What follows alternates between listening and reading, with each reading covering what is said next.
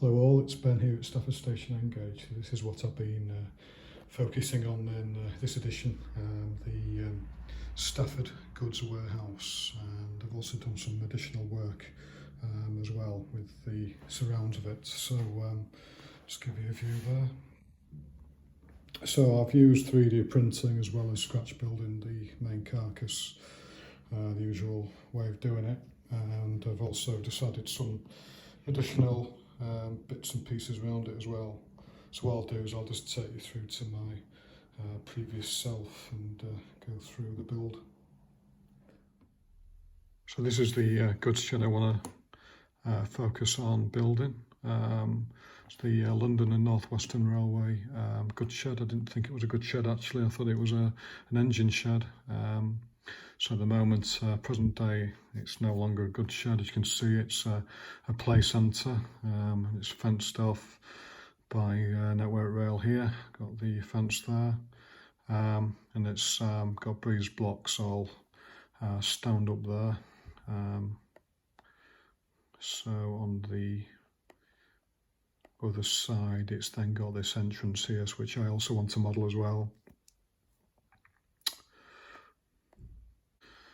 One thing that is quite interesting is this logo here, which I definitely want to capture. So what I tried to do was put it in Affinity Photo and then basically square it up so it's face on, but you know, unfortunately it was just so blurred, I couldn't really do that. So what I've done instead is I've taken the brick elements here and I've used just the Photo Affinity font, so we'll font that in the elevation drawings. You can see there that I've used a standard font on the photoed image there. What's quite interesting when you actually see that this here, you've got this faded effect here. So you can see here that you've got a painted over effect here where you can actually see the letters E and S twice. They've obviously rearranged the letters or over painted it. So this is something I want to capture as well. Right, so from that I've created some elevation drawings. So like I say, I've got the side elevation. I've used a carriage and my 6-foot man to kind of get the scaling right. I've based that on this here, so I've got 6 to 8 foot fence here and I've just arranged around that really, the scaling from that. So you've got the roof elevation and then I've done the end elevations, so that's the breeze block end, and I've just put a carriage there to kind of give a sense of scale of, there would have been a carriage going through there or a goods wagon. And then from the other side we've got the window area here with the awning here. Well, I'll say again, I might use my 3D printer to actually 3D print these windows, and another thing, the windows and the roof I might 3D print as well. So I've actually created the side elevations and the structure within. So we've got this girder structure here. So that has to go in line with the window. The reason I've bothered to cut all these out and not just on a basic frame is you can actually see these from the roof windows, so I want to tie those in. Just doing some initial fitting of the goods warehouse carcass. I forgot I had the frog juicer to fit in, so I've had to cut away the middle there of some of the structure. So it just looks in place.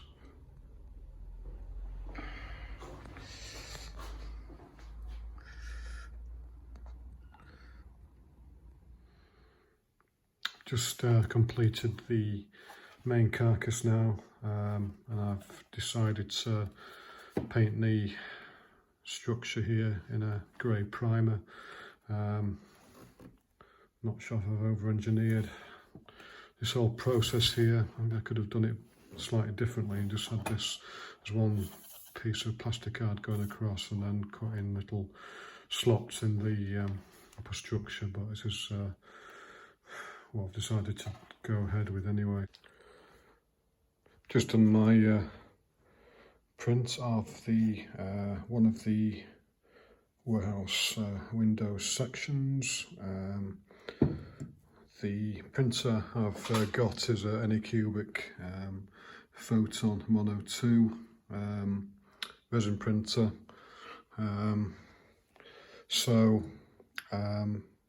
Yeah, I had some failures before this one. For instance, this one here. I found that the Anycubic workshop software puts too many anchors on for this sort of thing, for these really fine window frames here. And then just also, in addition, the window frame widths I use, I think it was 5mm here, were just too thin and they broke. So it was okay printing the top, but the anchor points, getting it off the anchor, getting actually off the anchor points actually broke it. So what I've done is raised it by 10mm, and I've used less anchor points. In fact, I don't know if I can see that, but there's only anchor points in the middle there mostly for the window frames. In addition, I've thickened the window frames as well to at least 0.7mm, the outside bits. Yeah, it's about the same, about a bit thicker because they're next to each other, but doing that, I think it's made it more durable as well.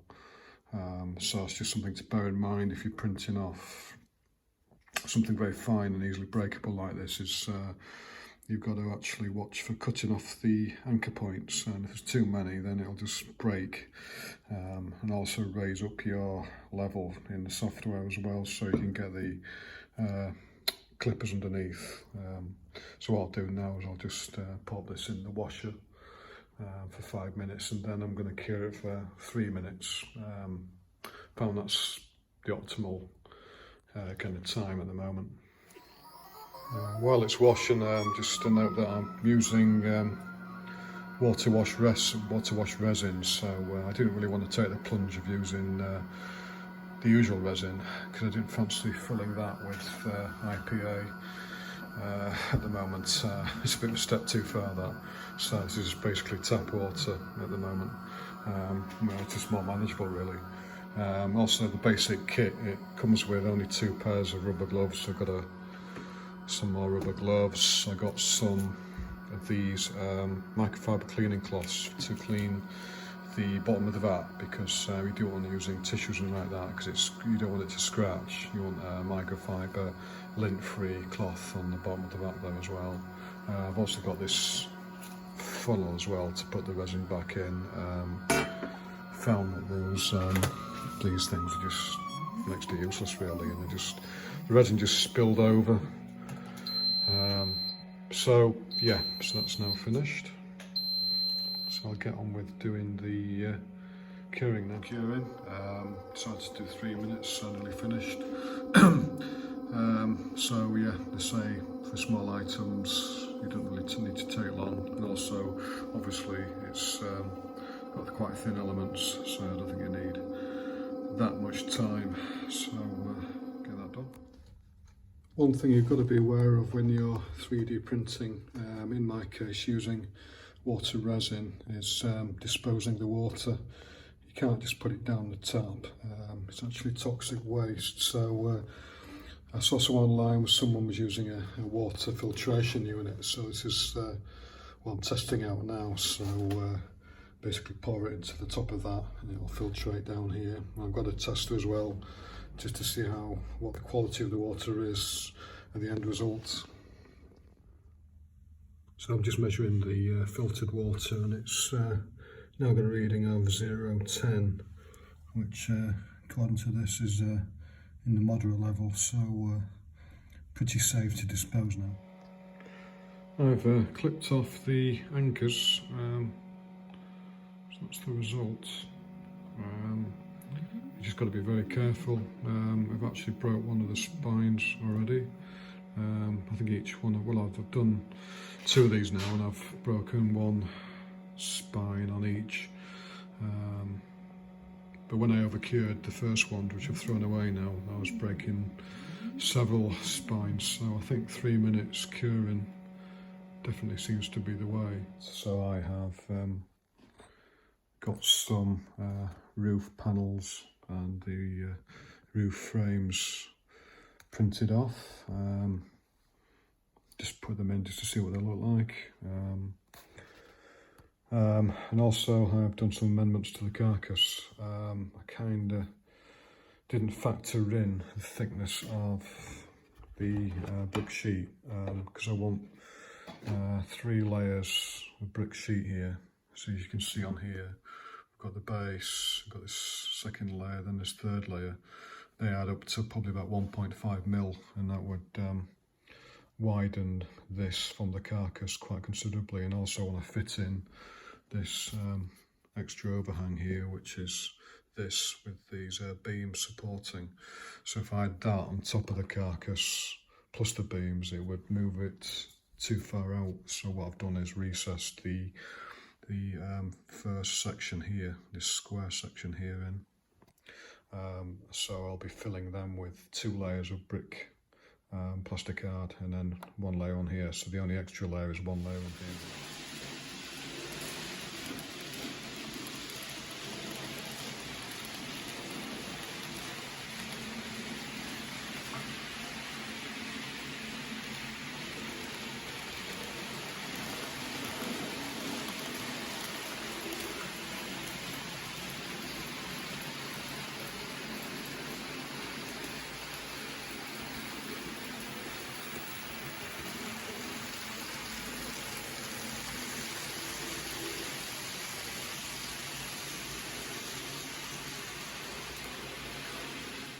I've done most of the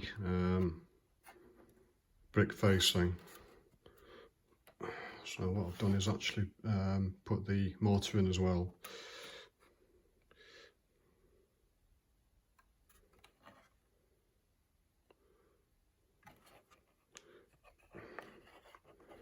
Outside.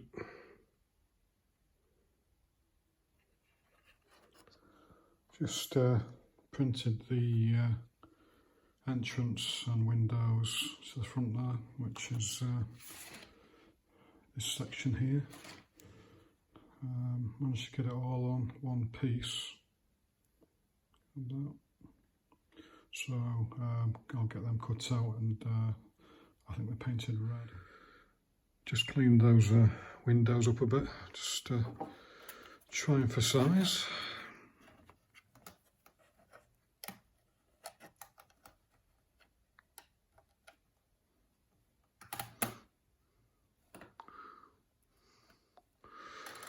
Yeah, seem okay. I 3D printed the arches, just a couple come directly from the printer.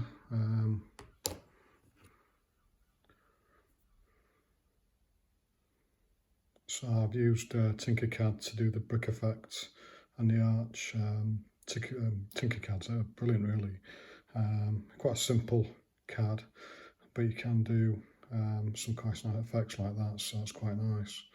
So yeah, so I'm about to butcher my frame again and remove the plasticard inserts here.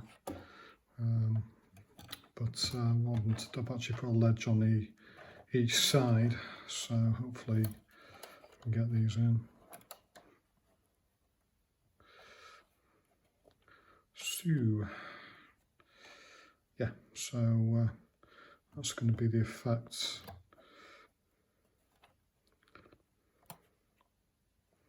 And then underneath that we'll have another brick facing there. Right, so I've got a bit further on and I've put the sign on. Try to get the effect of the painted over previous lettering on as well, so it's got that faded look. So I'll just do a scan of that. And then from the front, under the eave, I've got this effect here as well, with these wooden planking sticking out, which is a 3D print which I have done and then cut out, painted, put on. Then I've put the breeze block elements on. and then on the other end I've done the windows, which is for the new bit as well, and I've got this this ramp awning on as well. So yeah, I'd say that I should have put one piece of glazing in here rather than several pieces. It would have made it a lot easier, and also a lot easier to actually mount the 3D printed windows, but I'm reasonably happy with the way the 3D printing's gone, although using water resin, these are extremely brittle. I might have a go at using the normal resin future to do my windows, might make it easier. But yes, first foray into 3D printing, I'm generally pleased. Got like a bit of the brick effect there with the arches. Yeah.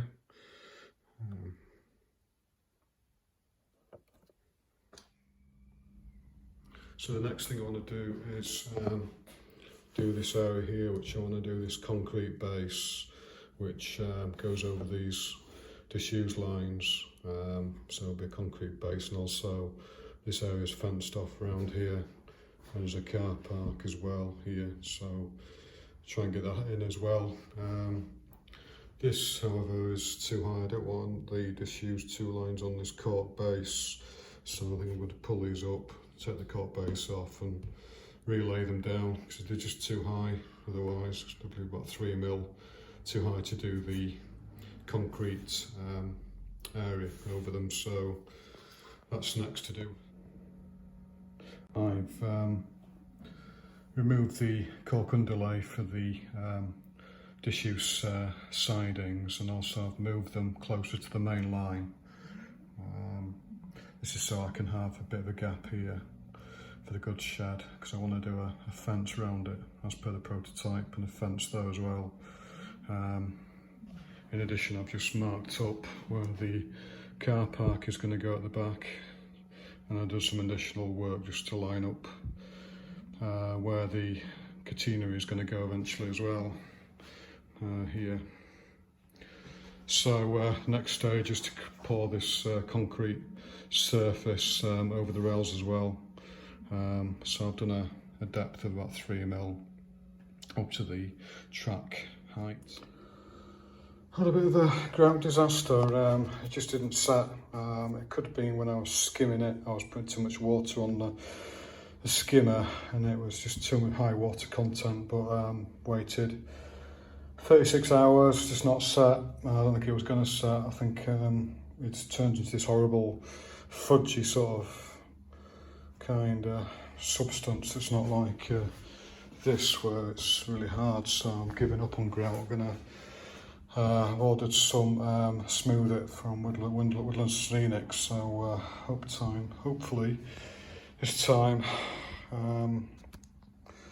it'll work. I've got to actually clean up all the track there, which I've had to actually dig up as well, so yeah, it's been a complete disaster. As a bit of an interlude from the goods shed job, I'm also painting up this Class 60 into Capar livery. It's currently I bought it in the early privatisation mainline livery. The reason I chose this is because it's got this dark blue here, so Capar livery has another blue as well, so it's quite easy to overpaint. So I've just painted up the Class 60. I've used for the blue, I've used Phoenix Paints GBRF colour, and I think I've just used plain old Humboldt 64 for the grey. So let's give you a shot of this side.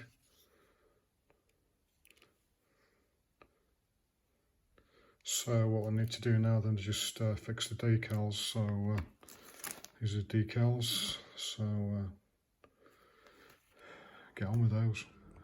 So this is the completed 60 with the transfers. I'll just give you a view of that.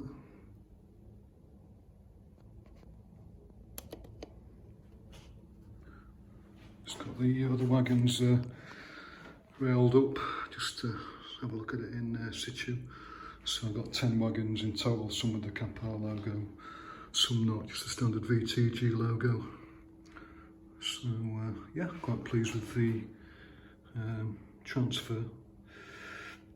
Give it a coat of varnish as well.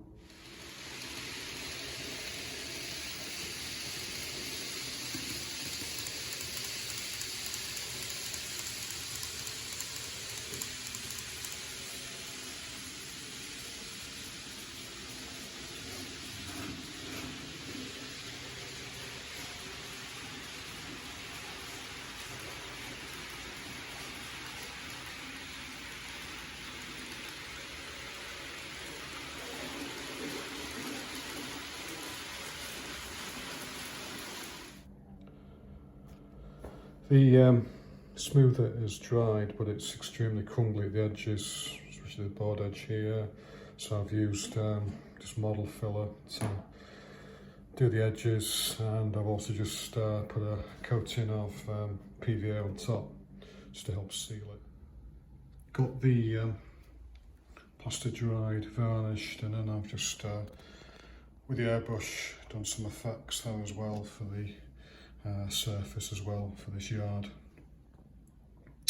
So what I want to do now is do the wild grasses bit, so rebuild the meadow into this, and also over this section which is in front of the goods shed. So kind of want to get this effect here, so you've got this dead grass here, and this here as well. So got my grasses out, static grasses, so we'll have a go at that. And I also got some woodland scenic little bushes as well, so we'll get those on. Well, this is it, got it finally made. Put some additional details on. Let's give you a scan. The kapar coming through.